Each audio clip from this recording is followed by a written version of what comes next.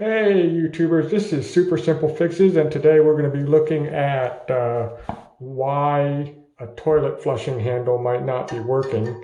So I've actually taken the top off of a toilet back here, the back of a toilet tank, and as you can see there's this little toilet flush lever here, and as I'm pushing down it's not flushing. So what are the possibilities? Right now I'm looking down into the tank and you can see that there's a little chain at the bottom of this whole thing. Um, the water's clean. The water's just like the water that comes out of the faucet. This little chain needs to be connected to this piece right here. So what I'm going to do, you can see that there's a little hook at the end of it. Just needs to be reconnected and probably tightened up. So let me give you a little better shot here. In this shot here, you'll see that there's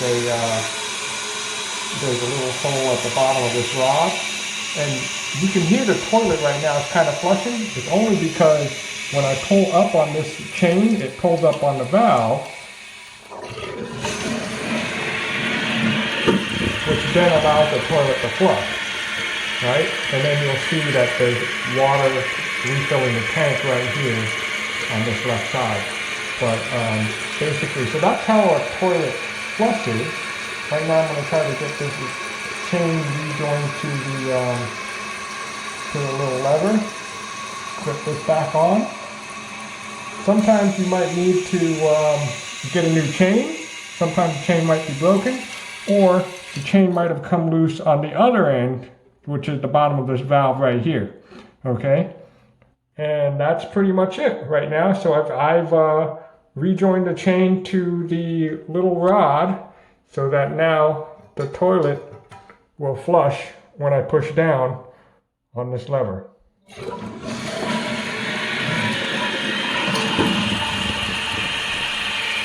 All right, and there you have it. That's it for today. Super Simple Fixes. Have a great rest of the day, you guys.